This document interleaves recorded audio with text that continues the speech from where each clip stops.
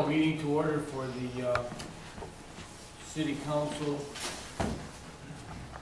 Committee of the Whole.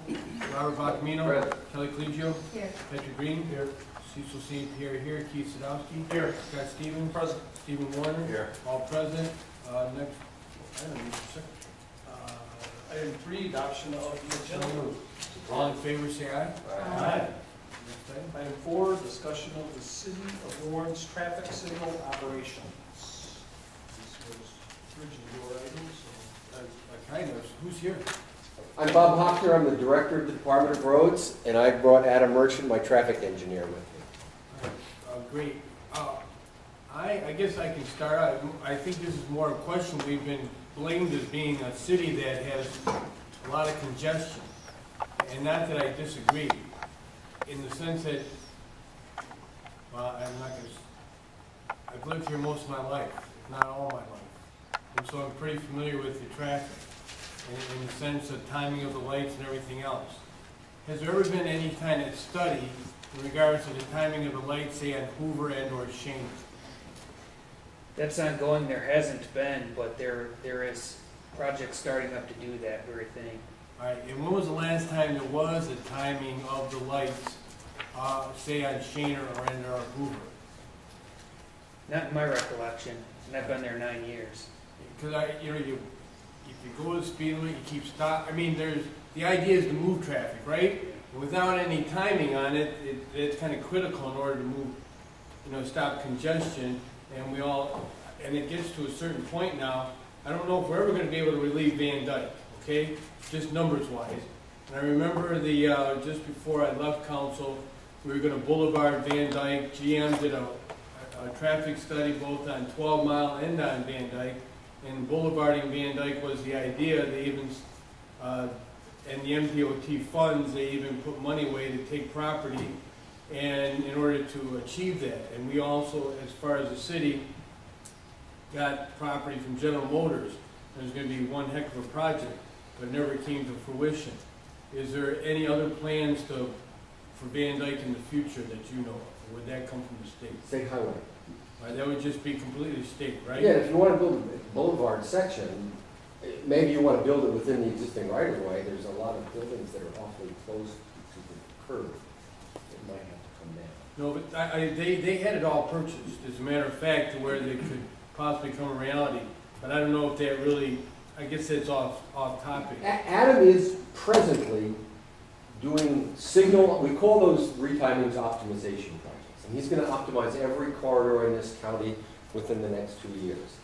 As I drove down here tonight, I yelled at Adam. I said, Adam, I left at 5 o'clock expecting it would take me an hour to get from 26th and North Avenue, where I live, to the city of Warren. I made it in half an hour because of Adam's signal timings on Mountain Road. You did signal timing on Mountain Road? We've done an optimization on Mountain Road about... Yes, not anything recent this spring.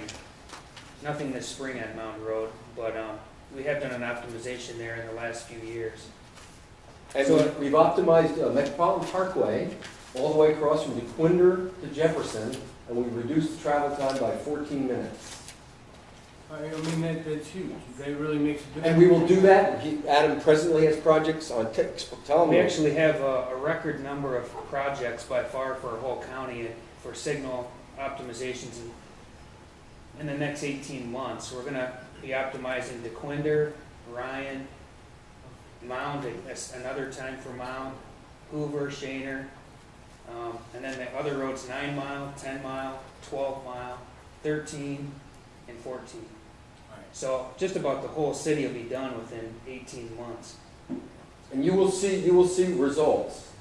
Maybe not as dramatic as Metro Parkway or Mound Road, but we will be able to improve the traffic flow on those streets.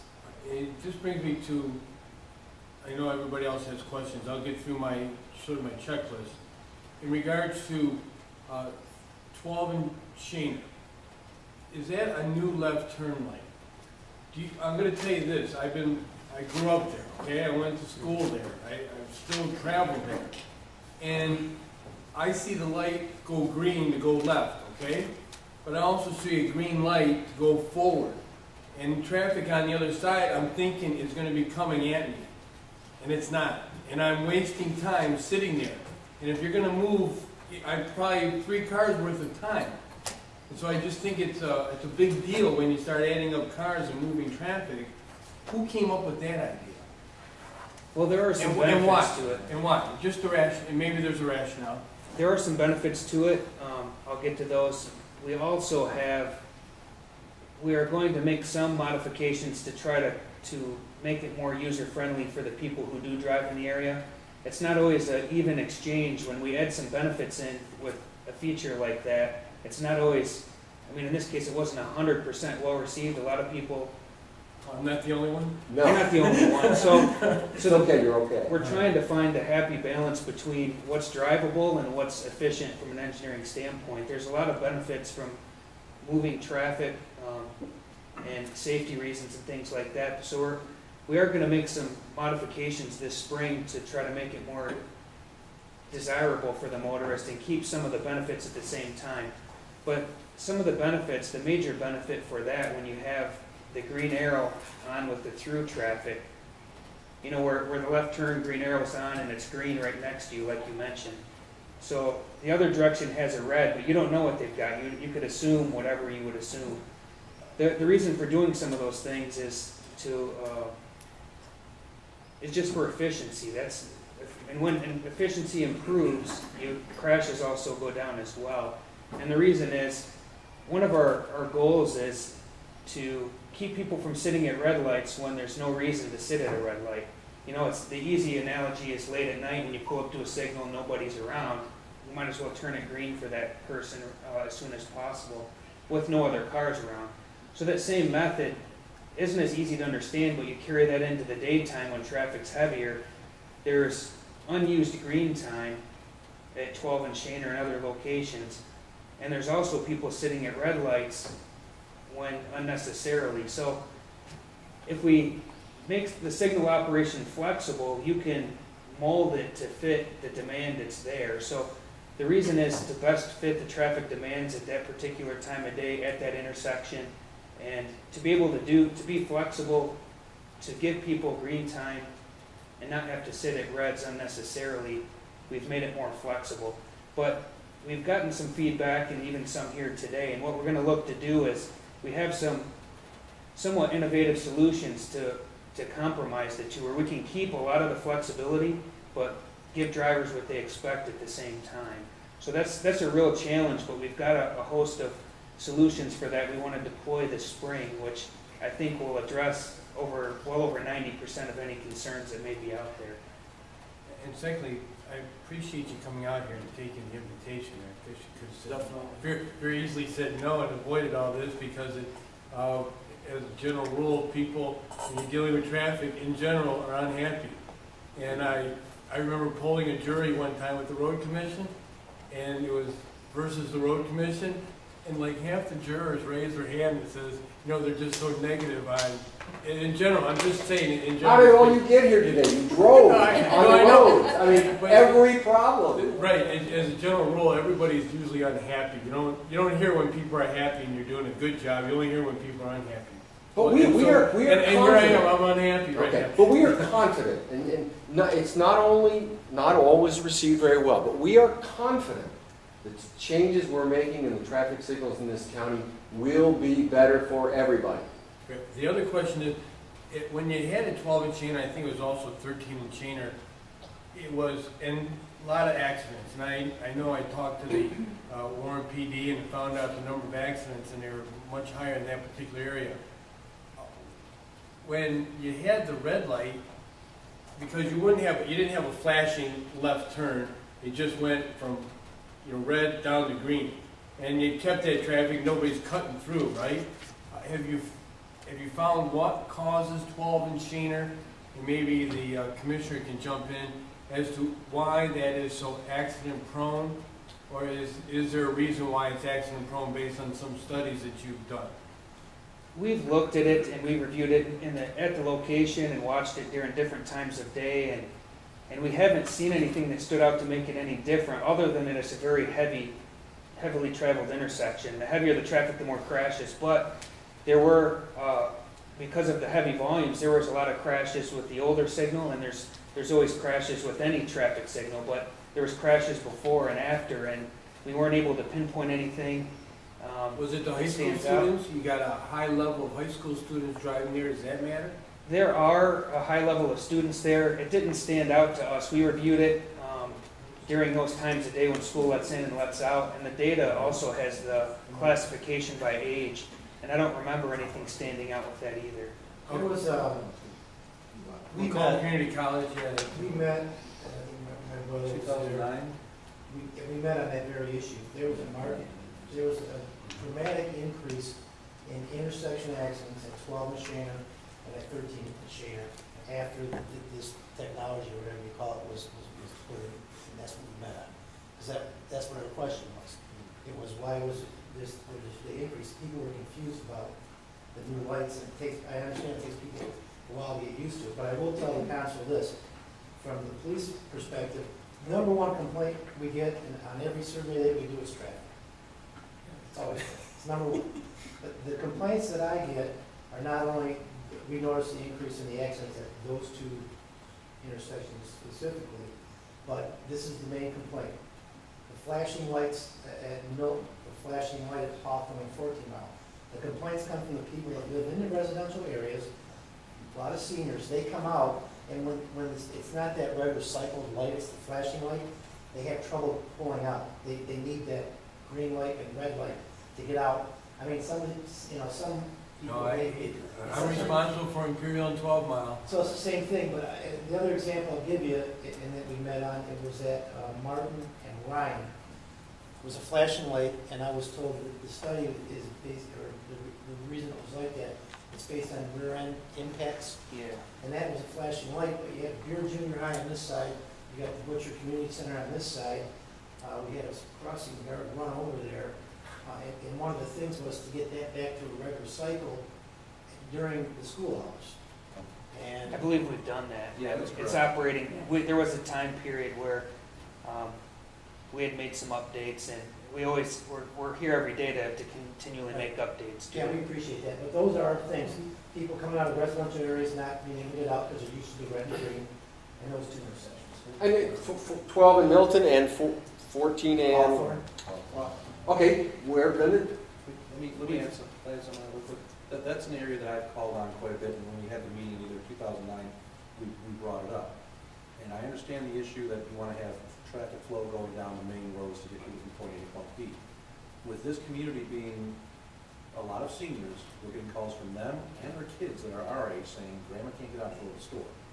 So we have a responsibility to have traffic flow going, but we also have a responsibility to allow safe travel from subdivisions into the main roads, and that's become an issue. Now at Martin and Ryan Road, where that light's been turned back on, it works great. Is there a way that we can look at those two examples of Milton and 12 Mile and 14 Mile and Hawthorne and putting them on from 10 to 2 when that population of our city is going to be going out and doing their errands, as opposed to saying, well, too bad you can't turn left, you've got to turn right and go around the square mile and come out. As respects to Milton 12 Mile, I come out there from my day job, and it takes me 10 minutes to get out of there. Because when we had the meeting in 2009, it was said that, well, we turned those to blinking because of a study that was done in 2008. In 2008, the Meyer 12 Mile was not there. So we have a significant increase in traffic flow just from that Meyer that's there. Yeah, but not only that, we've also So doubled the neighborhood centers. we have two with adding new population centers. So those are, if those can be turned on during the day. We have a solution for you. We've been working with Donna in the city a little bit here over the winter and the fall, but we have a plan in place now to turn those back on this spring, later in the spring. The point here is it's not warranted to be in as far as safety and operations, but we can make some small upgrades to the signal to be able to turn it back on and to not be able to adversely increase the number of crashes and things like that. So it's kind of a compromise there too, where we can keep it operating well and safely and also give the people what they want as an operating signal. To do both is a challenge, but I believe we can do it, and we've got some things planned in the budget to make some modifications there that allow us to turn it back on. It would take maybe 3 months or so to get all that done, but by early summer, we'd like to have those two locations running. Typically, it'd be a first for Macomb County. We don't do that on county roads where they're unwarranted, but in this case, with like you said, some of the concerns that you have, we can turn a signal on and serve those people without causing any more crashes. The big is the rear end crashes, because traffic signals cause crashes. Any traffic signal causes crashes. So when you don't have to have yellow light, the time, and what's the time on the yellow light? Is it 3 seconds? I think the maximum is supposed to be like about 5. we set it based on the speed limit, Okay, so that the faster you're going, the longer the yellow time. thank you. There's a break-even point where when traffic's heavy enough, there'll be less crashes with the signal, but when traffic's light enough from the side street, there'll actually be less crashes without a signal. So any way you cut it, there's going to be crashes, but we want to minimize the risk. And in this case, the risk is minimized by having it in flash. But that's an engineering solution that's not working for your city. It's not working for you guys or the people that live there. So with some modifications, we can eliminate the safety concern and be able to turn it back on. So that's what we have planned this spring. And we get some calls as well, and I think the city will really appreciate it when those are back on and working. The other point, We don't have a date, but I'd venture to guess 3 months. 3 months? Why would it take so long to just turn it back on? There was an anomaly about a month ago where it actually worked for a week. And boy, I mean, we got calls. I mean, I don't understand where the difficulty is just to turn the light back on. The other scenario that you have is you've got traffic moving in a large volume, but you also have houses that are right off of 12 Mile Road, and where their driveways, I mean, they've got to back out, and now they don't have that cushion of the red light, you know, to pull out, stop, and then to go forward, or however they're going to pull out, because the driveways aren't, in that section, there's very few that are actually circular, which would help them, but their lots are not wide enough really to do a circular lot over there. I live in that subdivision, and when I have to get out to make a left-hand turn going eastbound on 12 Mile Road, I have to pull into a left-hand turn lane to stop, let traffic go, and then to inch out, especially in the morning and then at night. And I mean, just the way I travel, I have to make that move. And I can't understand why we can't just turn it on tomorrow. A few things. Partially the improvement we're looking to make is to put pedestrian and vehicle detection there, so that actually it won't service Milton or Hawthorne for that matter, either one. It'll stay green. It will service it, but it'll stay green in large part most of the time on the major mile roads. And only when a car pulls up will it turn green for them. So it might sit, if no car pulls up for 20 minutes, it'll stay green on 12 Mile the whole 20 minutes. That way we're not adversely affecting 12 Mile, causing rear end crashes and things of that nature. But we can still serve those people when they do come up. And the same with pedestrians. We'll be able to serve them, and part of the reason No, I don't mean to interrupt you. I understand it. I get the system that you want to put in there. But in the meantime, why can't we get the light functioning until we get to that point? And I mean, I would even be happy if we could do it just between rush hour, both in the morning and then at night. So if we're going, like, say, 4 just when you leave and come home. Why don't you just give him a button? Well, I hear you play me till that one. well, I hope that But gets that's, payments. you know, and then if you want to keep it green the rest of the time, because obviously after 6, 7 o'clock at night, I mean, traffic drops where it isn't an issue. well, we do have some real concerns, and the point is we physically could go out there and turn it on. You know, obviously we can't do that, but we have liability.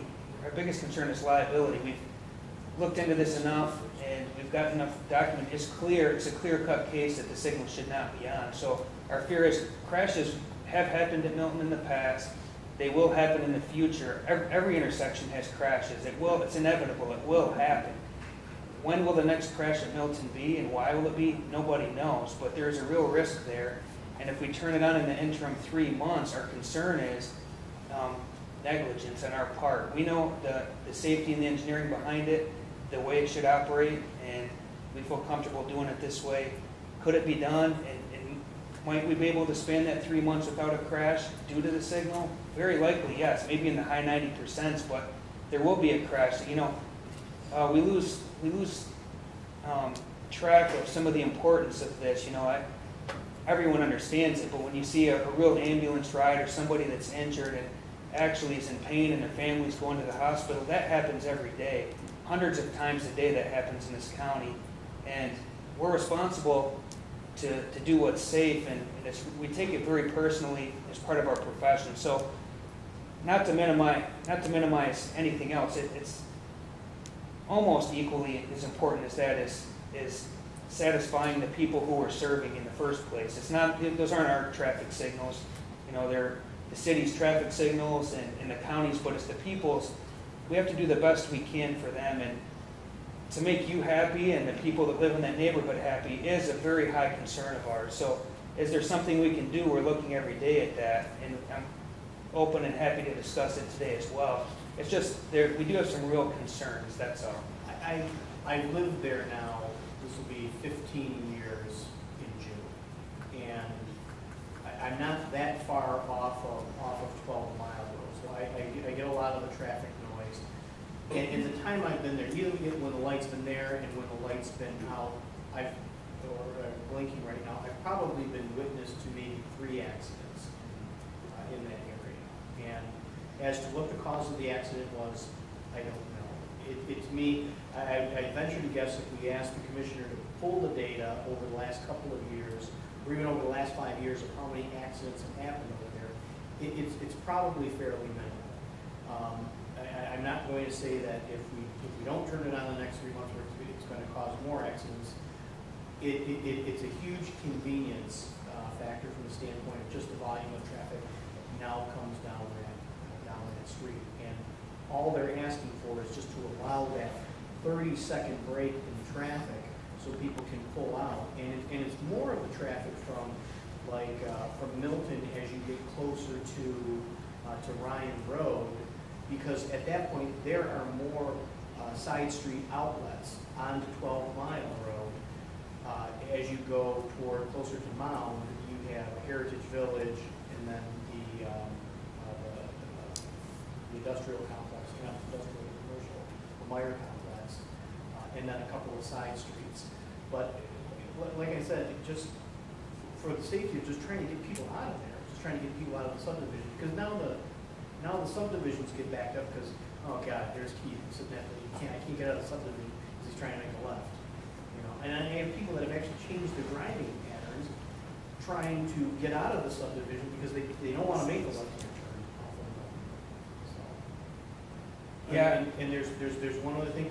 Not sure if this is your box that's there, but one of the other complaints that I've got from residents, as they're at Milton, facing north, getting ready to make a left-hand turn, which would be going west on a 12 Mile Road, there's a large silver control box that's there, and where it's positioned, it's difficult to see. If in the meantime, when you're doing this transition, if there's a way we can minimize that, move that, and change where it's at, that would be appreciated. Like I said, I'm pretty sure it's yours, but.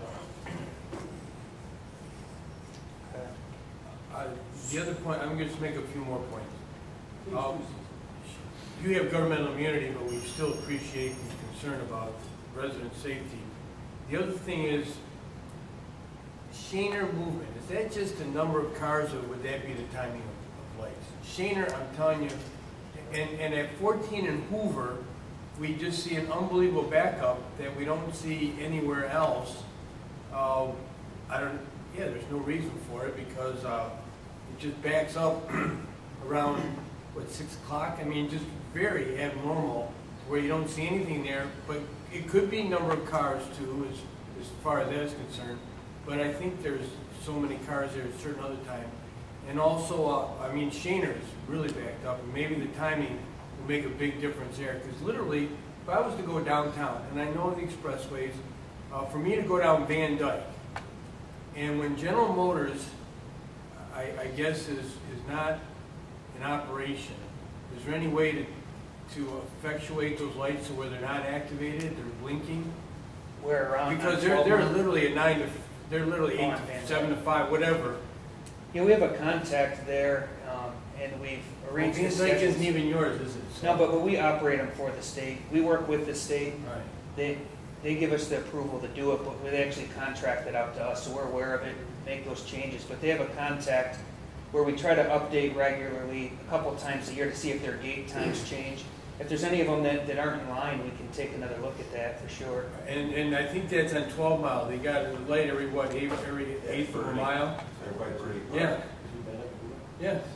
It's crazy. Too many lights. No, between Van Dyke and Mount. Yeah, right by Birdie Park. Yeah, it's ridiculous. There's a light every, and that's only for General Motors to move their traffic, and rightfully so. I was gonna ask that as well, Cecil. I was gonna ask if GM dictated when they have shift operations, because you could go 2 months where that light will stop working at 4 o'clock, and then for 2 straight months, it'll be operating, and it'll fluctuate, and it's frustrating, especially people coming after 3 o'clock, trying to get out on a 12 Mile, what they usually do. I mean, I've seen it, not that I've done it, but they'll cut through that credit union and zip around, because that light is so long. In the last 2 or 3 years, they have changed their gate times. I don't know, there's different operations in their facility, but they have updated them more frequently than I would have anticipated. So we have kept up with them and updated those. They have changed. But with the best hope that we'll have for 12 Mile will be in the project that's ongoing now to optimize it. It's going to be something new that you haven't seen through there ever, really. And that stretch between Mount and Van Dyke on 12 Mile, we look to completely address that. And that should be done by April or May of this spring. That has probably more traffic lights than anywhere in the county within a 1 mile stretch. It could be. There's nothing like it anywhere that you can see in. Van Dyke is like that too, though. Huh? Has a lot of. No, you get maybe between, say, 10 and 11 on Hoover is one just because of Hoover 11 Mall, and where you just really, it's tough to move, but that's what the residents wanted. We went and put it up there at Engelman, and we got it there at what would be Frazo, and then, of course, right by, yes, by home, right. Back in the good old days, we used to put up signals anywhere anybody wanted them. Yeah, And now we're living with it. Right, no, that's true, and I'm guilty in regards to, maybe part of that with the residents, and also at 12 and Imperial, where the residents said they couldn't get out. That's between Hoover and literally Newport or Palomino in that area. But that's, that gets me to the next question, technology. You think with all this new technology, what are we seeing new in the area of traffic lights? It seems almost archaic that we still use red, yellow, green, and with software and computers, that timing isn't sharpened to a point where it makes a bigger change. Well, somehow. we've gone to the new 4-level flashing yellow arrow signal, which we believe gets traffic through intersections faster. We have tons of technology that we're putting out. First of all, it's not cheap stuff. It costs a lot of money. And we're upgrading virtually every signal in the county as we get along. And you'll see the difference. This is the downside of technology, though. Technology adapts every single intersection to the amount of traffic volume it has. So one time you may go through there, heavy traffic one direction, and the signals will operate different the next time you go through because the signal will be adapting to the traffic flow. But he can tell you Isn't that really what we want, though? Yes, it That is. it adapts to the traffic. But senior citizens don't want that. So But it's still red, yellow, and green. One thing, some of Is the, there any significant technology anywhere in the country that has really made a change? He's got it. we have the stuff we're doing is some of the latest technology and some of the latest applications and standards. You know, some of the changes with the 4-level left, some of that's happening with MDOT and across the state, but the degree to which some of the standards and specifications we're using is, we're one of the most advanced signal areas in the entire Midwest, and one of the top few in the top 10 probably in the country right now, but nobody recognizes it. And that's part of our big effort now, is to make these user-friendly. They operate, we have a lot of work to do there. We can always make them operate better. We have a lot of projects lined up this year and next year. But with all of the improvements we've made a lot of significant improvements in gas savings.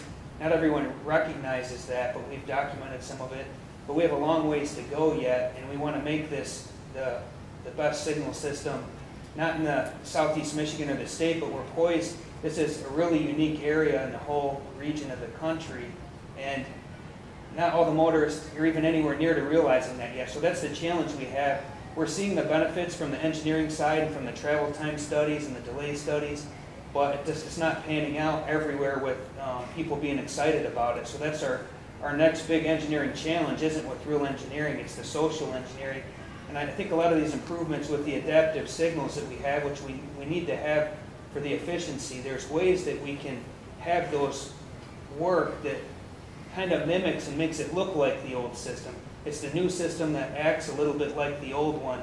And we will probably be the first agency in the country to put some of those strategies in place to try. We've thought about it for several years, actually, and what we have is safe and operates well. We're very happy and pleased with it, but we have a lot of work to do. And Adam is installing cameras and radios at virtually every intersection in the county. They will all be adaptive.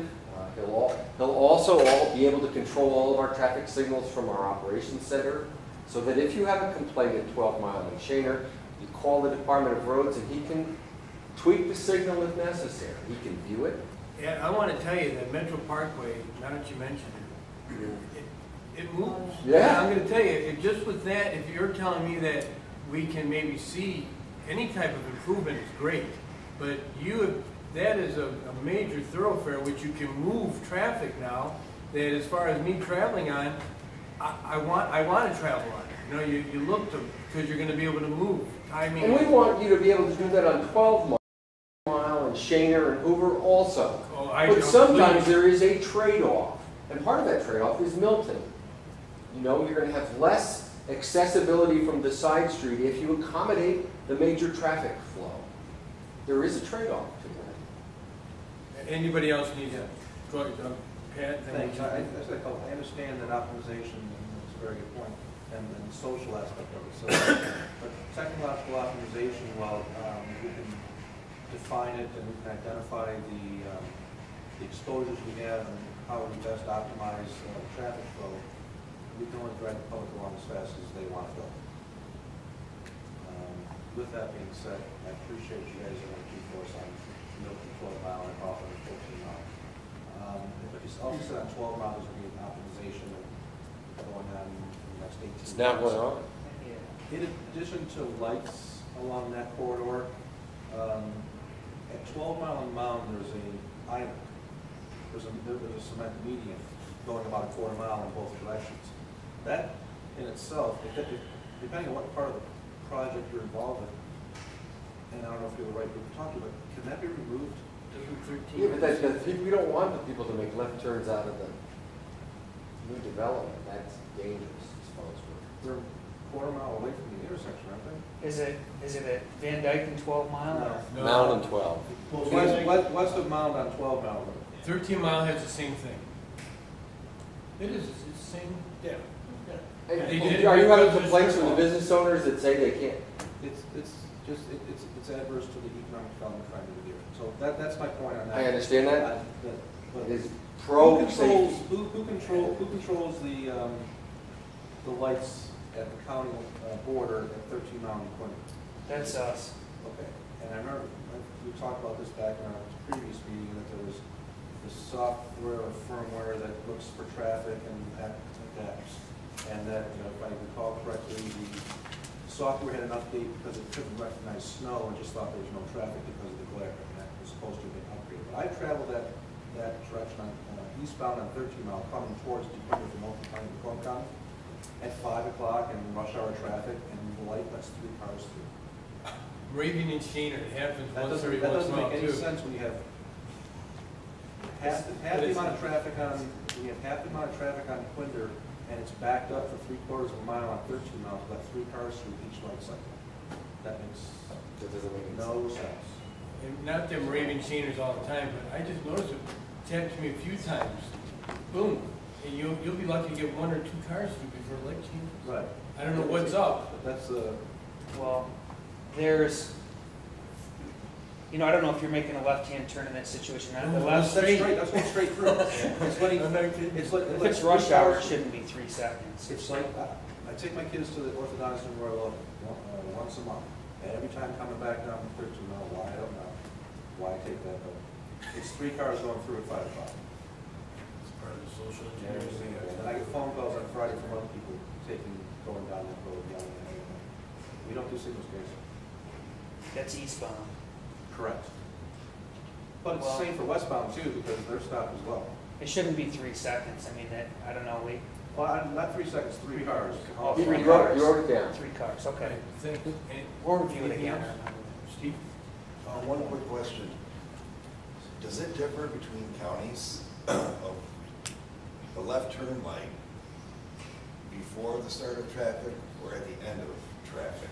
Because you could go 1 mile where people will turn left before the traffic, and then the left turn light a mile down the road is at the end of the traffic cycle. And it gets confusing, because I've seen accidents where people think, well, it must be green because it was green back there, so I'm I wish people would follow the colors of the signal and not anticipate changes. But Yeah, the simple advice is it's green, yellow, red. If people pay attention, it's fairly simple. But anyhow, we traditionally, historically, Macomb County's been where the left comes up at the end, the lagging left turn. And Oakland County, most recently for the last decade, has been the leading lefts all throughout their county. And the state as a whole is pretty much lagging lefts, where the left is at the end, except for Oakland County.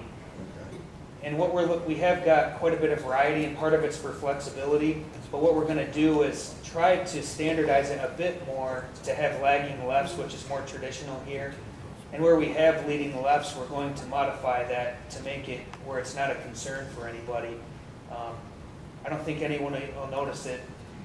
Our intent is to keep it flexible and to make it,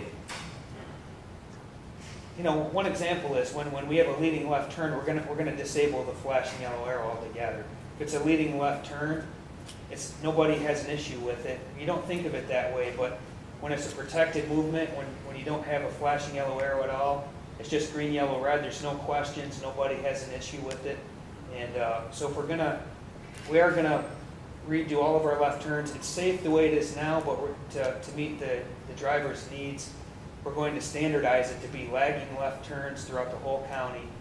Where there are a few instances where there's a major significant reason to have it come up at the beginning, we will disable the flashing yellow arrow altogether.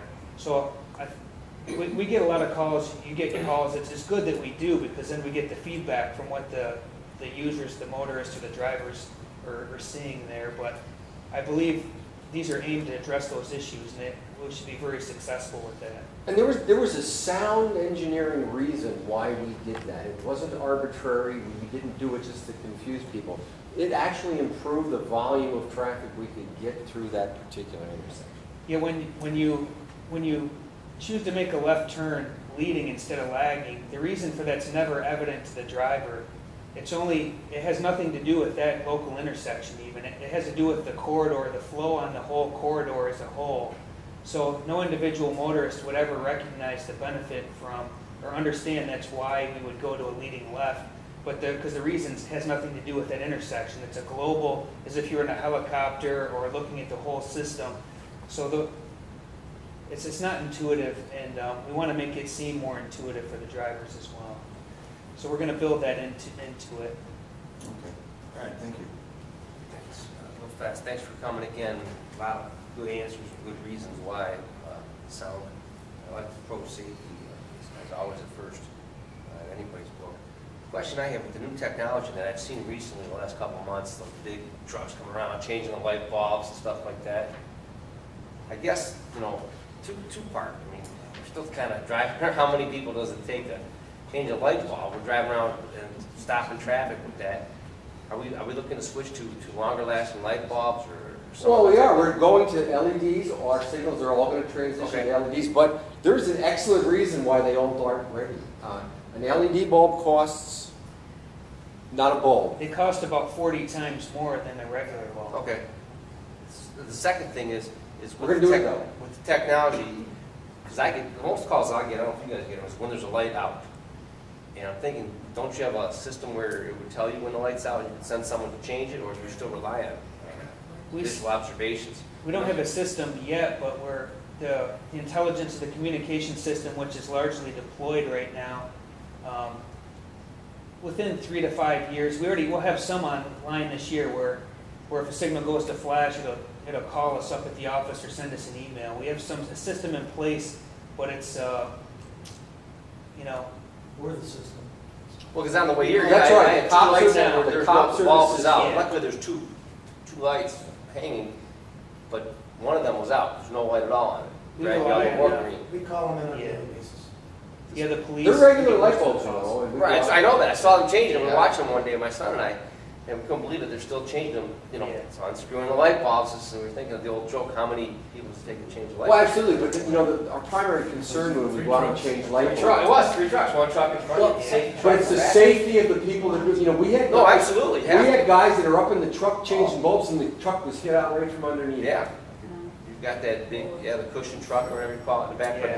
But the one at Arsenal going west on the surgery, I've been out for 3 months.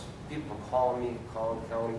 I don't know if it's not a priority because it's sort of a side. Arsenal. No, I haven't heard of it. I'm not the only one there. I don't take all the calls, Right. but we have somebody on call 24 They're hours still a day. by complaint driven. Okay. 24 hours a day as well. We have an electrician on call, and if there's a problem, they go out there at 3 a.m. on the weekend, whenever we have an electrician on call all the time, and maybe there's something else that you're not aware of or that we're not aware of. In a case like Arsenal that. and 8 Mile? Arsenal and an 11-mile service traffic. Arsenal. Yeah, I know which one. I'm not Get their aware. electrician number, Bob, let's get them. What is the number? Yeah, what is the number? 'Cause I'll call today. We'll have that electrician until they consolidate us out of, never mind. What is the number? So I can tell citizens call me all the time. They want to know, who do I call? I know someone Our general number is 586-463-8671. Okay. And after 4:30, it goes to night watch, and there's a 24-hour service there. So this, And if it's emergency, don't accept, don't say, go to voicemail. Press the button that says you want to go directly to an office. You can leave your name and number. Oftentimes, we don't get a name and number, but if you want to follow up, that's the best way, because to make sure that you get satisfaction or that we addressed what you were looking for. If you leave your name and number, we can get back with you. And those are routine change-outs? Because you don't, obviously don't wait till they burn out. They're going through just change. All the time, before All the the time. bulb is even gone. we Right, throw- that's what I thought. Throw away a lot of good So bulbs. if it's out, that would be considered an yeah, emergency? or- preventative maintenance. We're on a 12-month schedule. We have a two-year light bulb in there. The filament's supposed to last 2 years, but we rotate every 12 months as preventative maintenance, and we still have bulbs go out. Okay. Glenn. All right, thank you. Again, thank you for coming. I appreciate it. Just going back to 12 Mile Mill, what's the plan there? Is that for sensors to be placed in the? Okay. Yeah. Is there a certain time that the study showed that it was more dangerous, or was it just in general? It was in general. We did actually measure over 2 years of after data that the number of crashes per year went down slightly. The delays went down. It's close to a borderline case. 12 in Milton is below the line, the cutoff line, but it is close to a borderline case. It's clear that it's below the line of where you need to have a signal, so it is clear cut, but it is one that's interesting for sure. So your opinion is it's best to wait the 3 months and Absolutely. it's gonna be safest then? Yes. I- And you you'll be know, happy, you'll be happy. Right. And, you know, I agree, yeah, there's a certain thing about, government immunity, except in the case where there's gross negligence, and now you know that there's a problem, so that would be gross negligence. You have hit the nail on the head. Yes. Yeah, we've got good documentation in this case. Yeah, okay. And so I I'm appreciative of the optimization that you're planning on doing and stuff. In fact, We could send you that. in fact, I think what would be good, there's a class that LTAP has for elected officials just on this subject that you might want to go to. It's about, putting traffic lights in and different signs. And it was interesting when I took the course that to learn that, yes, you put a traffic light in and it actually causes more traffic accidents, more T-bones or whatever and stuff like that. Same thing with signage. I know the commissioner, I called you originally about getting some signage for children playing and stuff like that. And there was a study that showed that people actually speed up through those areas. So It also creates a false sense of security. yes, And right. That's So, one major complaint. so it might be good, and I'll. And we forward invite that you information. all to come up to the road department and go to our traffic operations. And that was the other thing that I was going to ask you, because that was definitely touted as something that we should do. And what is... Wait a year and then you really should do Oh, it. Yeah? Okay. You can come anytime, but Come yeah, anytime. they're starting a process of a new center. We're going to have a new center a year from now, but the center now is very encouraging for anyone that's interested. We're there 5 days a week. We give tours all the time and show what we have. We have traffic cameras. We have a full signal lab in the back, and maps with all of our projects and stuff. It's worthwhile if anyone's interested. Or in a year, we'll really have a nice facility above and beyond what we have now. And we'll invite your police dispatch to come partner. You guys serve food? No. You've got to bring your own. This is going to be a joint operations center where the sheriff's dispatch, our emergency management department, as well as county IT, information technology, and our TOC will all be together. We're building 24 stations to accommodate every police dispatch in the county. So this is once the adaptive intersections come into play? Yes, and every department will be able to view every intersection all at the same time, coordinate emergencies. We've had one case, and this will be more and more prevalent, but it's a little bit encouraging, where somebody called and said they're backed up at a traffic light, and we could see them on the camera, and they said, I'm the third car back in the red Corvette or whatever it is. And we could see who we were talking to, and they described the problem, and we made the change from the office, and it cleared up the backup, and 30 seconds later, it was all fixed. That was really encouraging. It usually takes 2 or 3 days to get something done like that. But with communication, we can change the signals from the office. Not all of them, but we have projects ongoing, and we've been doing that. So to get people call so often now with their cell phones, we can address it right there. And But we're not there yet. We're getting there. Yeah. It's a huge project. We have 900 active signals in Macomb County, so it's a process. Excellent. Thank you very much. Just one quick comment. I live near the corner of 14 and Ryan. I've lived there over 20 years, and I've just noticed seems like the last year, a large number of accidents on the corner, and I'm not sure if it's just, fender bender or what, but we see, the fire department out there more often than we've ever noticed in the past. So just to take a look at it. And I know that's one of the lights that change. I believe it doesn't do the same thing all day. So, Adam's running out of paper here. Yeah, it's just short and simple. It's just, We'll I take see a look lot of at it, accidents, we will address so it. That's it. okay. Commissioner Green, in regards to Cousino and Hoover, is that, do you know if that's on, I can't even recall, if it's on just during school hours, or is it? The light right in front of the school? Yeah, I don't know. it does flash, but Flash I, at night. okay, Oh, it's a full cycle during the day. yeah. Yeah. I think with all the ongoing projects, the most significant improvement we'll see in any of the corridors in the next 2 years will be on Hoover. It's from where it's, and the reason is its current state, the way the signals are. We have a signal project to update some of the signals, but that will by far see the biggest improvement out of any of the corridors Hoover will. I'm really looking forward to when all that's updated. That's on a more of a 2-year, they're working on it now, but 2 years from now, that's going to be, you'll flow right through Hoover. And Adam is upgrading all the signals in the city of Warren, and it's not going to cost you. I'd like to hear that. You know, when they looked at the, How about an email with a couple of those bullet points, or next meeting we can. We'll send you his, Hoover, 12 mile. we'll send you his program for the optimization of the corridors. Excellent. You have the costs, and it has the actual timeline on there. I believe the monthly or weekly updates for traffic, they listed projects. Yeah. The traffic actuation projects are actually listed in there, so maybe that, I'm more than happy to forward that. And you could forward We that. get those in a weekly. And we'd be glad to basis. put you on our email list. You can have all that good stuff. you know, when they looked at the unfavorable aspects of the city, they talked, congestion was one of them. And we do have the third largest employment center in the state of Michigan. And so that creates, of course, traffic, and it creates congestion. And being the third largest, it's got to get moved, or it's going to make a lack of impression for anybody who wants to live here and try to move around here. We agree with you. So, okay. And so I think that's what brought this to my attention, and working with Mr. Santia in the past as well. It's always been a good relationship, and we appreciate working together with you. We want to make it friendly rather than, they say, corrosive. We agree with you 100%. Sometimes we're going to do things that aren't going to make you happy, and we wish before you yell at us too much, invite us and we'll talk about it. Sometimes we still might make you unhappy.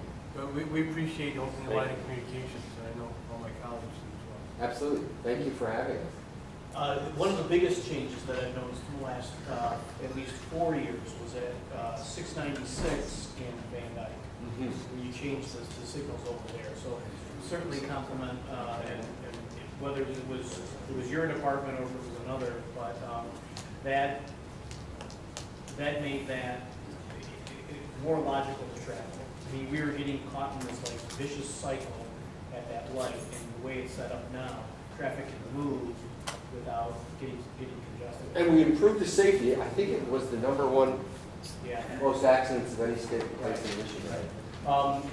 Donna, I know this is probably related more to you than to our guests here, but I think what Pat was talking about, that island that we have, there's the phone, I think there's Jimmy John's, there's a restaurant in there, that in order to get out of that 12-mile, it's south of 12 Mile on the west side, that teardrop island extends out so far that the people, if they need to make a left-hand turn on the 12-mile road, they have to go down Mound Road through 12 Mile. I mean, We're having traffic 12. Yeah, they can't even go down 12 Mile Road, turn around and make the Michigan left. If when that comes time to be worked on, if we can put a driver and opening so the people in that plaza, because you can't, those plazas aren't all connected, just so they can make a left-hand turn on a 12 Mile. They have about 20 feet closer to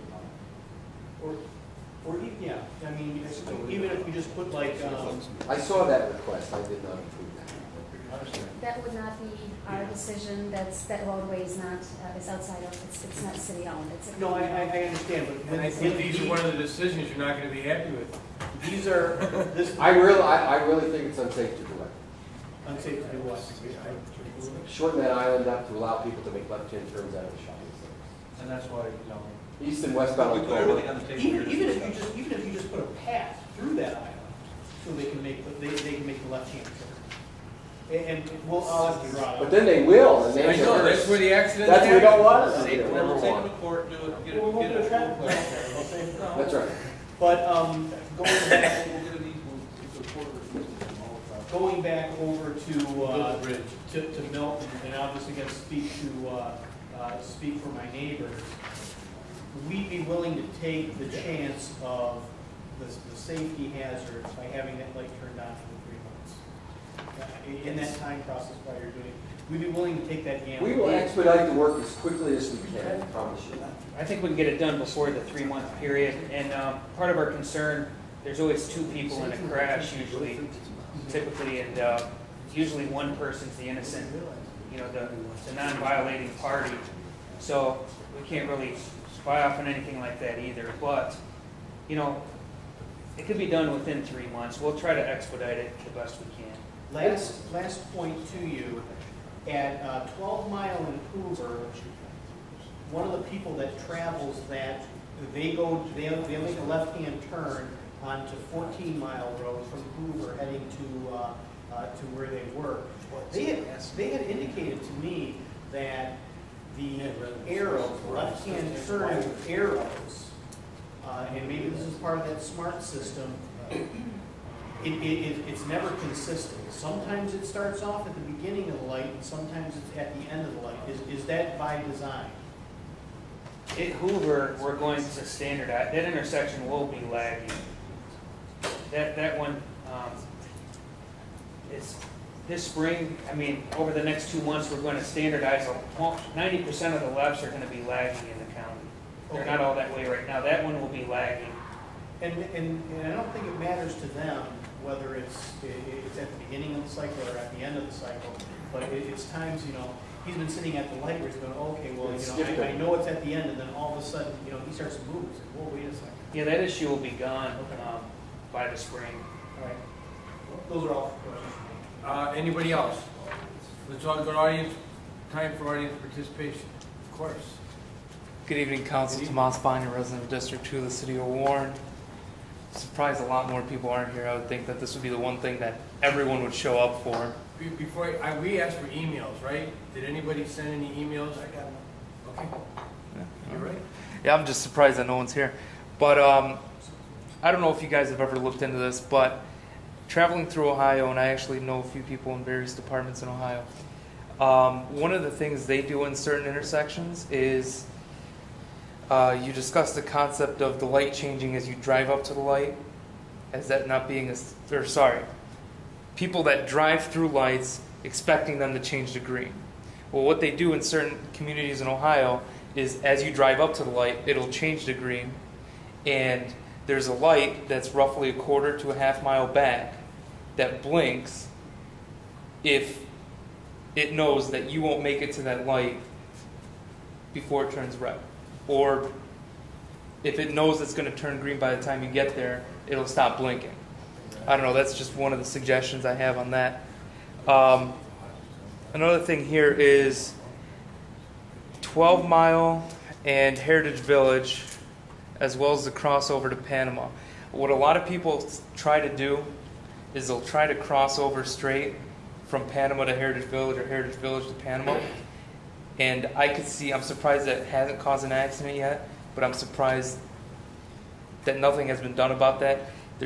At least in my opinion, I think there should be a light there, because if Heritage Village was full like it was supposed to be by now, there's no way that no light being there would have sufficed. Next thing here is the TACOM lights that were installed about a year and a half ago, maybe a little bit longer, south of 12 Mile and Mound. That causes a lot of traffic issues in that area, at least from my experience, especially pulling off of Elm Grove to try to make a U-turn to go north on Mound. It's nearly impossible during rush hour, and I know various other turnarounds in the area are very difficult to navigate. I know one of the companies in the area, SPX Corporation, they have a hard time getting out or into the area at certain times of the day. Next thing I want to speak out here is the Open Meetings Act. Open Meetings Act requires that any form of communication among members of a board or commission during the course of an open meeting that constitutes deliberations toward decision-making or actual decisions violates the Open Meetings Act, since it is in effect a closed session. While the Open Meetings Act does not require that all votes by a public body must be by roll call. Voting requirements under the Act are met when a vote is taken by roll call, show of hands, or other method that informs the public of the public official's decision rendered by his or her vote. Thus, the Open Meetings Act bars the use of email or other electronic communications to conduct a secret ballot at a public meeting, since it would prevent citizens from knowing how members of a public body have voted. Also, the use of any communications, verbal or otherwise, for discussions or deliberations which are not, at a minimum, able to be heard by the public in attendance at an open meeting are contrary to the Open Meetings Act core purpose, the promotion of openness in government. The reason I read that section right there is because during the last meeting there were quite a few discussions between various council members and between the city attorney which were in violation of the Open Meetings Act. And on top of that, the fact that the microphones are shut off when you guys are doing so. Those microphones are supposed to be on in the first place, and secondly, those discussions aren't supposed to be happening. If you want to have a discussion, have it in public. If it's a discussion that's private between two individuals or otherwise, have that after the meeting. And lastly, there's a closed session that's after this meeting. Is that in regards to deal cell? Just a head shake, yes or no? Yes. Yeah, I think that's public record. We voted on it last council meeting, yes. Okay, so yes, it's about deal cell. Do they have a pending lawsuit? Yes. Is it filed in court? Yes. When was that filed? Don't know. Because as far as I know, as of last night, they did not have a lawsuit filed. Yes, you're wrong. It was filed. There's an appeal. Okay. Technically, it's not a lawsuit. It would probably be under appeal rather than a complaint. Okay, fair enough. That's why you didn't pick it up. All right, because I was going to say, if they haven't filed a formal lawsuit in circuit court, then using the provision of a closed session of the Open Meetings Act wouldn't be proper. Thank you very much. Anybody else from the audience? At this time, any motion to adjourn? All in favor, say aye. Aye. Anyone opposed? We are adjourned. Can we take 5 minutes? Thank you very much.